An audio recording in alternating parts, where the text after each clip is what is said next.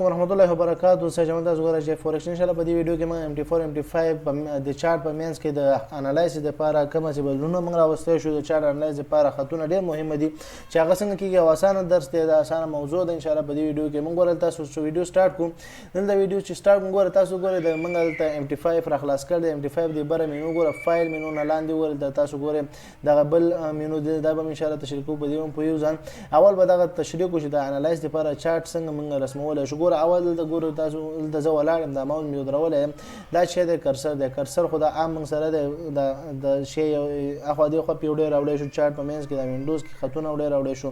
همداسې کوم شی انتخابو همداسې د کراشیر د دې په انتخاب سره یعنې دغه دویم اپشن د انتخاب سره دلته موږ د دې ویلیو دلته اخیستی شو چې هر ځای کې ودرېږو. د ویلیو څومره ده همدا شانتې موږ که غواړو هریزنټل لین جوړ کړو. هریزنټل دا یو لین جوړ شو.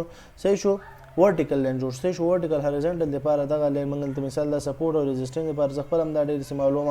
دا مثال د سپورټ او ریزسټنس لپاره دا زه استعمالوم. دا سپورټ شو دغه ریزسټنس شو. مثل نور خطونه هم تاسو اضافه کولی شئ. صحیح ده. راځئ چې دا بل خط مطلب دا د ټرین لپاره استعمالېږي. دې نوم خپله ټرین دی.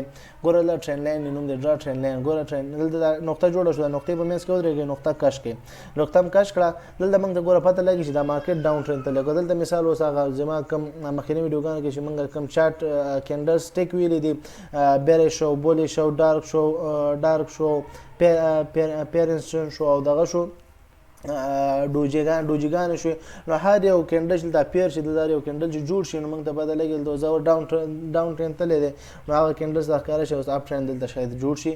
نو دلته تاسو دلته کولی شئ په دې باندې تاسو ځان ته چارت انالایسس اسانه کوي.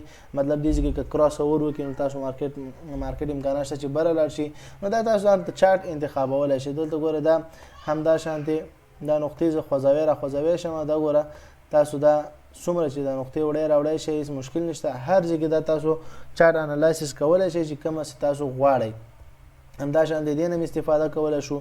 دلته تاسو هغه ویلیوز تاسو معلومیږي چې دا څومره ویلیو دا لري. که چیرې غواړئ خط پکې اډ کړئ نو دلته دا هغه ټي کلیک کړئ. ټي باندې خط دلته ډسکرپشن ته راشئ. ډسکرپشن کې ولیکئ هر یو مثال دا سره بای او سیل موډ دپاره استعمالېږي. زه مثال بای او هم بای یا بریک آوټ دپاره استعمالېږي. زه بریک آوټ لیکم. مثال دلته بریک آوټ کوي بریک آوټ وکړي نو دا بیا که سپورټ کې بریک آوټ وکړي خو سیل ته ځي او که په ریزسټنس کې بریک آوټ وکړي نو بای ته به ځي. صحیح ده. دا بریک آوټ زون ما ولیکلو. مثال دا یو بریک آوټ شو. دلته بل بریک آوټ هم زه لیکلی شم. همدا شانتې د دې نورو سمبولونو نه هم زه کار اخیستی شم. سیل او بای دپاره مطلب دلته اوس بای دی. دا دلته که بریک آوټ ونه کړي نو بره ځي. دلته بای علایم دی. بر علامه مې ورکړه. صحیح شو. همدلته که مثال ووایم چې مثال دلته دا ریزسټنس وکړي نو دلته به دا سیل ته راځي واپس به دا سیل ته ځي. نو همدغه شان دی زه کولی شم چې دې ځای کې نور خطونه د خپل انالایز دپاره جوړ کړم. او دا په دې ډېر مهمه دی چې که چیرې موږ چارت کې شاته لاړ شو دلته موږ کنفیوز کېږو بیا انالایز موږ دلته صحیح نه شو کولی. صحیح ده. نو که چیرې تاسو دې ځای کې مثال لږ چارت شاته لاړ شئ دا خطونه تاسو ګورئ تیر خط ویستئ دا خط تر اخره پورې دا یو خط هریزنټل لین ته رسم شوی دی. موږ نه کنفیوزن نه کېږي موږ ګډوډېږو نه. ځکه چې بعض وخت کې مارکیټ ډېر کته یا بره تللی نو دلته موږ کنفیوز کېږو شاته مارکیټ د انالایز. ځکه چې مارکیټ انالایز دپاره باید شاته هسټري موږ وګورو. نو هسټري د کتو دپاره شاته ځو بیا مخکې چې راځو کنفیوز کېږو. دې دپاره موږ انالایز کې خطونه ډېر مهمه دي. لاینز ډېر مهمه دي چې د لاینز موږ د انالایز دپاره واچو موږ پروفیټیبل ټریډ وکړو. صحیح ده. انشاءالله پر روانو ویډیوګانو کې به نور هم تفصیلي غږیږو. تر بلې ویډیو په پاک الله سپارم. السلام علیکم ورحمة الله وبرکاته.